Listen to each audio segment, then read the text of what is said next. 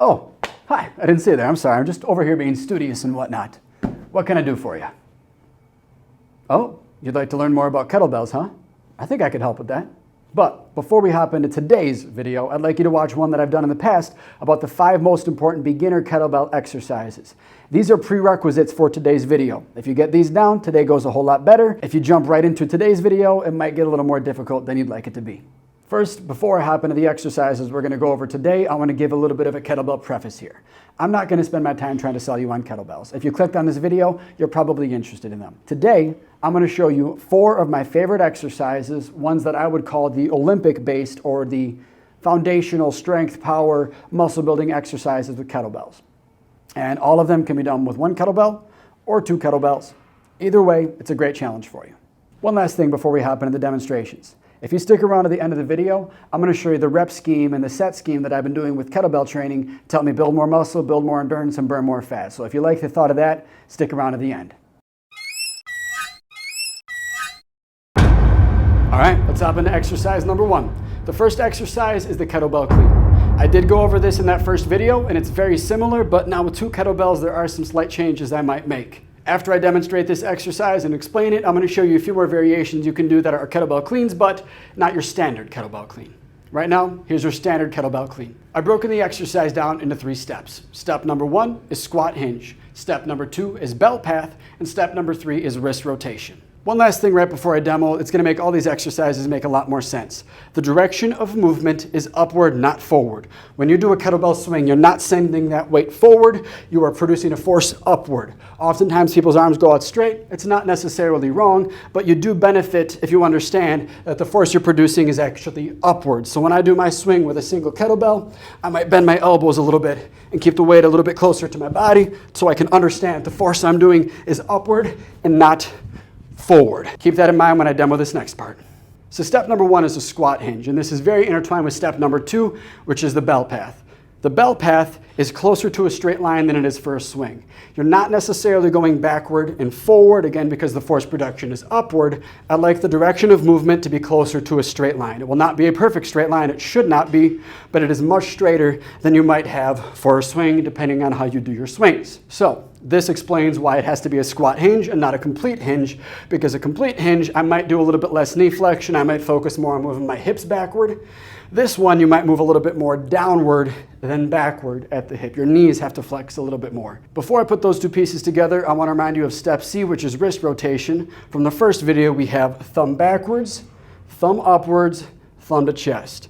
Thumb back, thumb up, thumb to chest. All that together is what's going to make this exercise feel buttery smooth so your wrist won't end up bruised. Here's what it looks like all together. I'll explain it as I'm doing it. I got that hip hike, thumb back, hip hike, thumb back. After I do that, I pull thumb upward, and then punch across. Thumb back, thumb up, punch across. I'm not doing a total hinge, though you could manage it, but you'll notice that that rep right there smacked me a lot more than these are. That belt path is a little bit closer to my body. The belt path is a little bit straighter, not swinging out nearly as much. Besides the single arm clean, here are 2 other variations I really like. Number 1 is a dead clean. Dead simply means that the weights start from a dead stop. They're on the ground at the beginning and the end of the movement. I'm going to step forward a little bit so my heels are right next to the weights. I'm going to explode upward, right into that front rack, bring them all the way back to the floor each time so I don't get momentum on my side. Variation number 2 might start up here. This is called a gorilla clean. I'm going to lower one weight down, produce the motion, and bring it back up. There's a little bit of a twist at the top to allow that shoulder to roll forward and get a good stretch. This one is tough, and those arms, those biceps, work a little bit harder. Exercise number 2 is a thruster or squat press, depending on how you break up the movements, and that's actually how you might break up the variations of this movement. So the fundamentals are squat, press. That's basically the movement. I have broken it up into 3 steps just to make it a little bit easier. For step number 1, I need you to see my hand. So when you grab the kettlebell in the front rack position, we don't want to be in the center and we don't want to be on the bottom. We actually want to be a little bit more near the top. That way, when the kettlebell rests on your side, it's on the forearm, it's on the shoulder, and a little bit of my chest. This is the best way to optimize energy saving in the front rack position. This is where the kettlebell starts and it ends for this exercise. Step number 2 is squat explode. I'm going down with control and I am sending my body weight upward. I might even do a calf raise at the top, almost like I want to jump here. From a ballistic perspective, meaning explosive perspective, you want your legs doing most of the work. Especially on the way up, you don't want your arms to feel like they're doing a whole lot of pressing. You might change that up, and I'll show that in the variations. But for right now, squat explode means I want my legs doing a majority of the work. Part C is absorb. This is again where you might start to vary things up, but from a ballistic perspective, you want to absorb that landing. So when those weights come down, we're not going slow on the way down. We're dropping them to the shoulders and falling right into that next rep. That way we don't have to eccentrically resist and fatigue our muscles in both positions. This is what the exercise will look like from a ballistic or movement focus. I'll show you what a muscle emphasis looks like after. Ballistic first. So we get it up to that front rack position, we squat all the way down, and we explode upward. Palms are facing away from me until I get it down to that front rack, where I drop it down to the shoulders and fall into that next squat, explode. Fall into the next rep, explode. Fall into the next rep, explode. Here's what the exercise looks like if you want to work the muscles harder and not necessarily the movement. This one is not optimal for performance, but it is optimal for building muscle and building strength. I'm going to break up the movement into its components. It is essentially a squat and then a press. Here's where it matters the most. We've got the eccentric, so I'm going to slowly control it down, harder on the muscles, slowly control it down, also harder on the muscles. Squat and press. This is not a good way to improve power or to improve necessarily the output of the movement. But if you want the benefit of training your quads, training your glutes, training your shoulders, chest, and triceps, you're going to slow it down like that. You can tell I'm out of breath. It is a great exercise. Any squat is exhausting. Exercises overhead are exhausting. If you put them together, it is exhausting. Hey, wait, quick. Before we continue this video, I'd like to chime in for one thing. Kettlebell training is a little bit different than barbells or dumbbells. With these ballistic type movements, the ones where there's a lot more explosive power in it, the skill becomes extra important. This is one of the precise reasons that I like kettlebells more than other pieces of equipment. Your ego cannot get in the way. Ego often tends to push us towards heavier weights because lifting heavy is fun, and I don't blame anybody, myself included, for wanting to do that. But ego gets in the way of doing things correctly sometimes. Kettlebell training, these ballistic type movements require a whole lot of skill that demands more from you than your ego can provide, if that makes sense. Let me summarize that in a different way.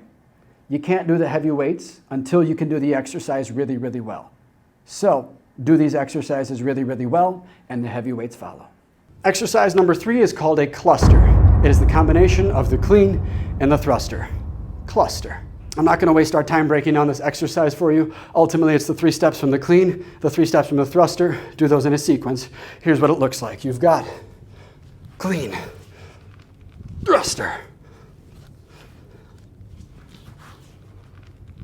and one more just for good measure. All right. That exercise 3 is the entire body, your entire posterior chain, all the anterior muscles all together. I really can't think of an exercise that uses more muscles at once. Give it a go, or don't. Our final exercise is the granddaddy of kettlebell exercises. It's the same exercise I emphasized so much in video number 1. It is the kettlebell snatch. I'm going to show you how to do it with 2 kettlebells, and I'm going to show you some other variations you could do with this exercise. Again, I've broken this exercise down into 3 steps. You've got the squat hinge, you've got the bell path, and you've got how you're choosing to absorb the eccentric component of the movement.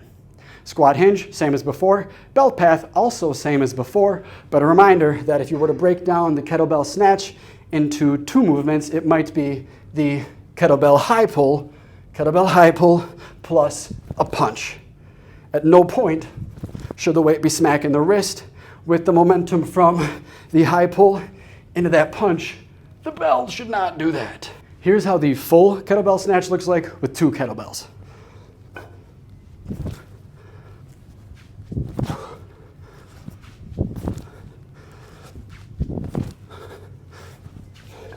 It's a lot more exhausting than 1 kettlebell. Next, we'll go over some variations. Give me like 15 minutes. I'm going to show you 4 different variations of the kettlebell snatch.